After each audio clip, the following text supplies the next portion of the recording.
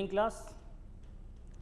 आधुनिक भारत की श्रृंखला के तहत हम लोगों ने मराठा पढ़ा पिछली क्लास में। आज मराठा का भाग 2 पढ़ेंगे। पिछली क्लास में हमने महाराष्ट्र का भौगोलिक क्षेत्र, शाहजी भोसले, शिवाजी और उनके प्रशासन के बारे में पढ़ा। आज हम लोग शिवाजी के उत्तराधिकारी और पेशवाओं से बनने वाले जो पेपर में क्वेश्चंस होते हैं उन पे हम लोग डिस्कस करेंगे। शिवाजी की जो मृत्यु होती है 1680 में होती है और शिवाजी का जन्म हमने कल बताया था अप्रैल 1627 में हुआ था।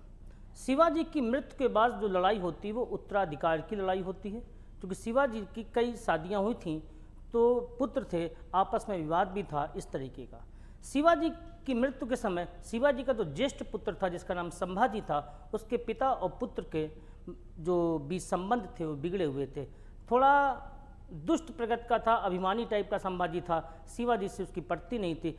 आप ये समझे शिवाजी ने उसको जब उनकी मृत्यु थी उससे पहले उसको जेल में कैद कर रखा था उसकी दुष्टता के कारण। पन्हाला फोर्ट महाराष्ट्र में, वहाँ पे वो कैद था। शिवाजी की जब मृत्यु हुई तो दूसरी पत्नी का पुत्र था जिसका नाम राजा राम था, तो उसको तत्काल में राजा बनाया गया। लेकिन तब तक संभाजी जो जेल में बंद थे वो उस किलेदार की हत्या करके वापस आते हैं और उनको राजा बनाया जाता है। रायगढ़ में उनको छत्रपति की उपाधि से राजा बनाया जाता है। एक समाज में अपने बात कही जाती है कि पुत्र जो ज्येष्ठ पुत्र होता है वही असली हकदार होता है, इसलिए जो वहाँ के मंत्रीगण वगैरह थे, अन्य लोगों को ज़्यादा सपोर्ट था, वो भी संभाजी की तरफ गया। तो शिवाजी की मृत्यु हमने आपको बताई 1680। शिवाजी के उत्तराधिकारी जो शिवाजी की मृत्यु के बाद गद्दी में बैठे संभाजी बैठे। 1680 से 89 संभाजी का कार्यकाल था। संभाजी ने अपना एक नवनियुक्त सलाहकार नियुक्त किया। कन्नौज, उत्तर प्रदेश में एक शहर पड़ता है कन्नौज। कन्नौज के कवि कलश थे, ब्राह्मण थे, विद्वान थे, इनको अपना सलाहकार नियुक्त किया। अब इनके सलाहकार नियुक्त होने से एक समस्या ये हुई, जो श्रेष्ठ पद होता था अष्टप्रधान का, कल हमने बताया था शिवाजी का जो प्रशासनिक व्यवस्था थी उसमें अष्टप्रधान का जो सबसे बड़ा पद होता था पेशवा का, वो होता था। लेकिन ये नवनियुक्त सलाहकार पेशवा से भी ऊपर चले गए, तो कहीं ना कहीं जो अष्टप्रधान था वहाँ पे दिक्कत होना शुरू हुई। इनके समय एक घटनाक्रम और होता है, वो ये होता, औरंगजेब उस समय दिल्ली पे राजा थे, दिल्ली के बादशाह हुआ करते थे। इनके एक पुत्र जिनका नाम अकबर था, औरंगजेब के भी एक पुत्र का नाम अकबर था, ये विद्रोही हो गया। एक तो अकबर महान पढ़ते हैं हम लोग, ठीक है, एक अकबर द्वितीय पढ़ते हैं। ये अकबर द्वितीय दूसरे थे जिन्होंने राजा राम मोहन राय को राजा की उपाधि दी थी, और ये अकबर अलग हैं जो कि विद्रोही पुत्र थे औरंगजेब के। इन्होंने अपने पिता से विद्रोह किया और विद्रोह करने के बाद ये दक्षिण की तरफ चले गए। दक्षिण में गए तो मदद मांगी संभाजी से। संभाजी ने मदद तो नहीं की लेकिन इनको सुरक्षा दे दी। तकरीबन 6 साल तक औरंगजेब का पुत्र अकबर संभाजी के यहाँ पे रहा। इधर औरंगजेब ने दक्षिण का अभियान किया। इस अभियान में उसने गोलकुंडा और बीजापुर को जीता। उसके बाद अपना ध्यान केंद्रित किया उसने संभाजी के ऊपर। संभाजी से लड़ाई हुई और संभाजी और उनके जो मित्र थे, जो सलाहकार थे, कवि कलश, उनकी हत्या कर दी गई। बड़ी नीचतम हत्या इतिहास में कहलाती है। इनको मारने के बाद पूरे शहर में घुमाया गया था। संभाजी की मृत्यु हुई और संभाजी का एक पुत्र था जिसका नाम था साहू। साहू को ये लोग अपने साथ लेके चले जाते हैं।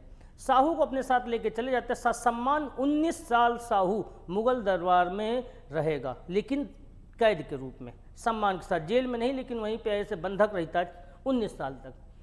उसके बाद राजा राम गद्दी पे बैठते हैं। राजा राम जब गद्दी पे बैठते हैं तो यहाँ पर एक बात ये होती है, ये नीचतम हत्या जब संभाजी की औरंगजेब ने की तो मराठा एक हो जाते हैं। संभाजी की हत्या का परिणाम ये होता है कि पूरा मराठा साम्राज्य एक होने का प्रयास करता है।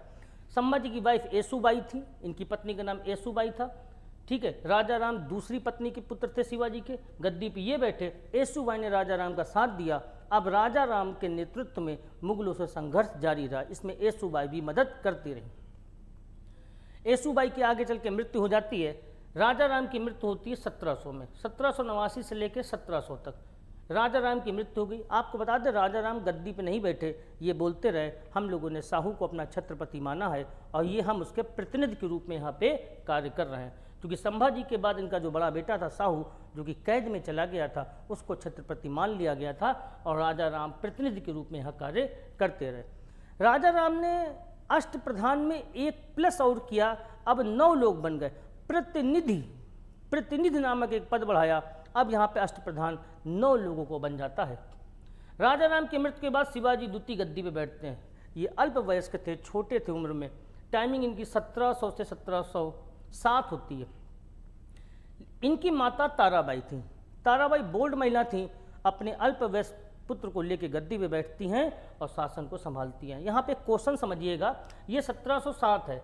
1707 में औरंगजेब की मृत्यु होती है। एक क्वेश्चन अक्सर पूछा जाता है कि औरंगजेब की मृत्यु के समय मराठा नेतृत्व किसके हाथ में था? तो मराठा का नेतृत्व ताराबाई के हाथ में था।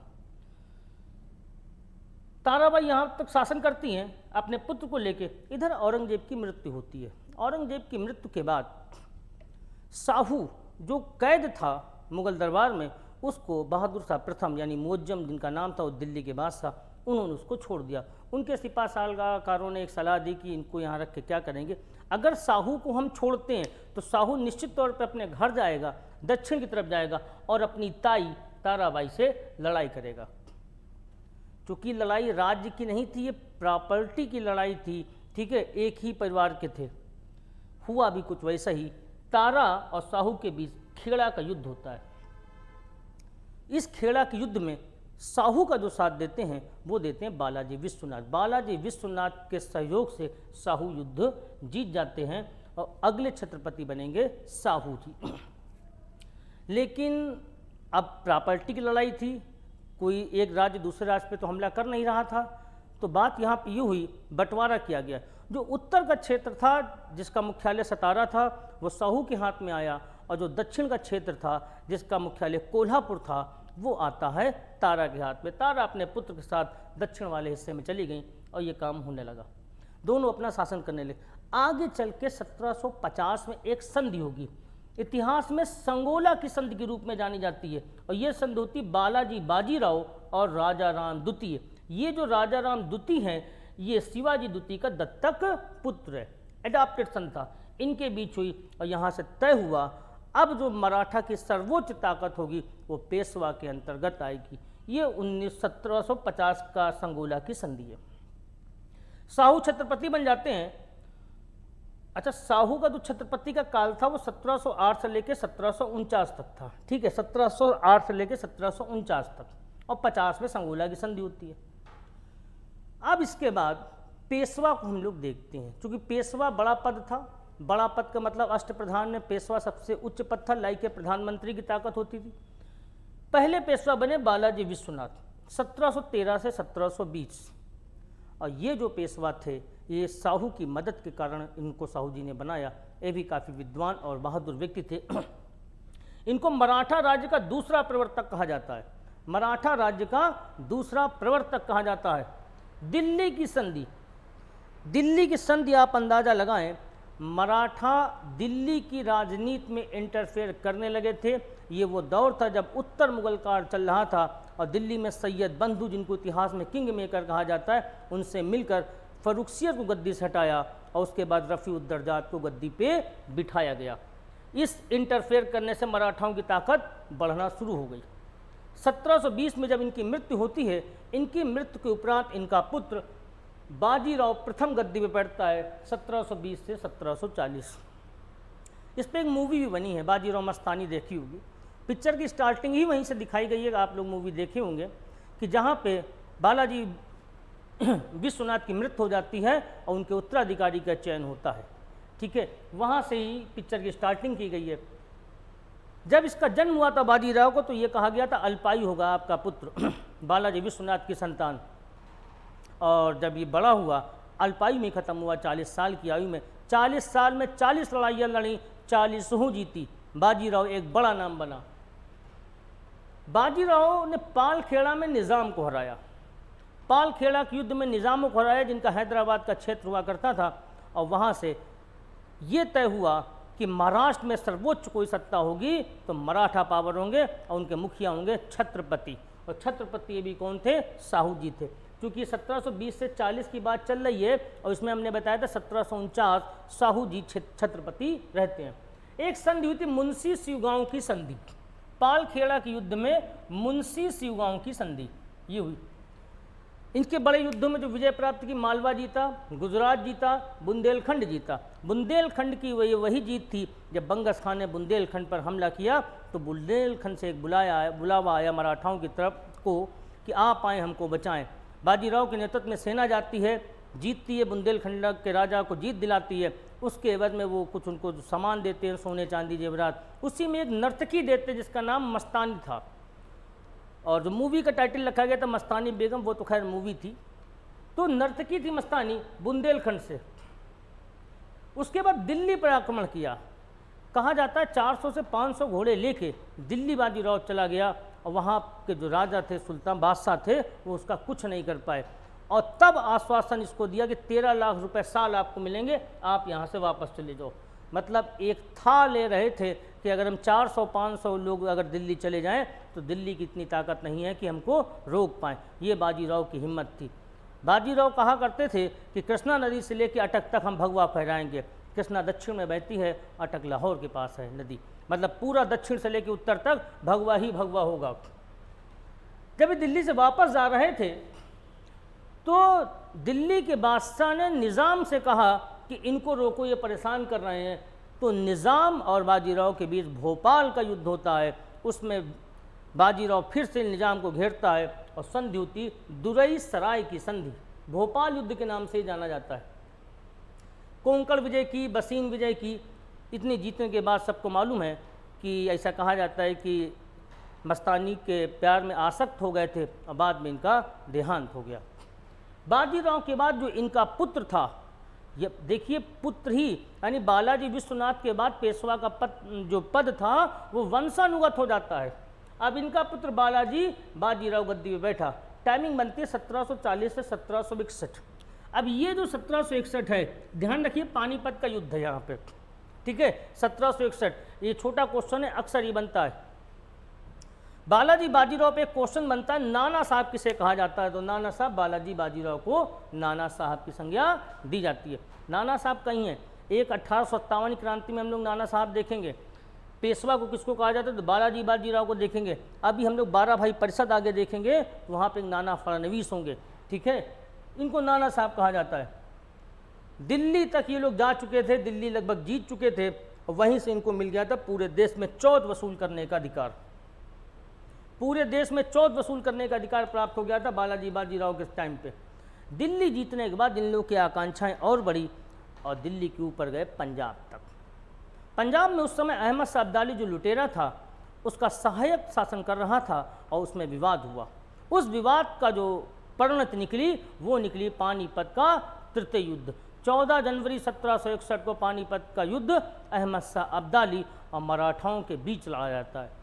इस युद्ध के बारे में कहा जाता है शायद ही महाराष्ट्र कोई परिवार हो जिससे एक व्यक्ति खत्म ना हुआ हो, जो शहीद ना हुआ हो। काफ़ी क्षति हुई थी मराठाओं को।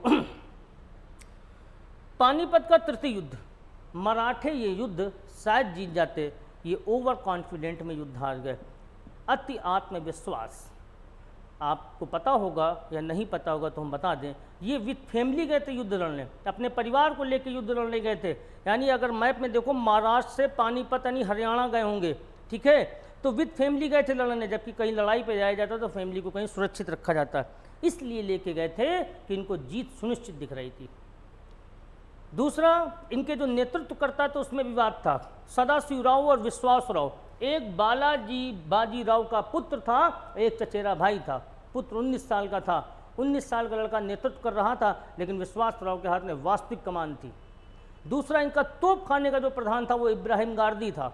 इब्राहिम गारदी विश्वासराव के बीच कहीं ना कहीं सेना को सेटलमेंट को लेकर दिक्कत थी कि युद्ध किस तरीके से लड़ा जाए, ये कहीं दिक्कतें आ रही थी। एक क्वेश्चन और आपको बतावें, ये तो पूछा जाता है कि तोप खाने का नेतृत्व कौन करता था, तो इब्राहिम गारदी। ये इसलिए इम्पॉर्टेंट है, ये मराठे थे और इनकी तरफ से एक मुस्लिम व्यक्ति तोप खाने का नेतृत्व कर रहा था। अक्सर एग्जाम में इस क्वेश्चन को पूछा गया, तो नाम है इब्राहिम गारदी, ठीक है। जैसे आपने देखा होगा महाराणा प्रताप का सेनापति एक मुस्लिम था, इस क्वेश्चन को लेकर कई बार पूछा गया है। तो कुछ क्वेश्चन इस तरीके के हैं जहाँ पे ऑक्सीमोरन दिखता है, विरोधाभास दिखता है, वो हमारे सामने अक्सर पेपर में मिल जाते हैं। सॉरी। राजस्थान के राजपूत चाहते थे कि मराठे आए हमसे बात करें और हम इनकी सहायता दें। जाट भी इनकी सहायता कर सकते थे, लेकिन उन्हें किसी से सहायता नहीं मांगी। जबकि अब्दाली ने जब हमला किया था तो उसने कहा था जितने भी मुस्लिम राज्य हैं वो हम जिहाद की तैयारी करने जा रहे हैं, सब हमारा साथ दें। 1761 के पानीपत के तृतीय युद्ध में अवध के नवाब ने अहमद शाह अब्दाली का साथ दिया। आसपास के जितने भी मुस्लिम राज्य थे सब ने साथ दिया। ये कॉन्फिडेंट थे। युद्ध लड़ने जाते हैं, जब युद्ध लड़ने जाते हैं तो लड़े तो वीरता से थे। युवाओं के पास जोश, हिम्मत, ताकत सब होती है, अनुभव की कमी होती है।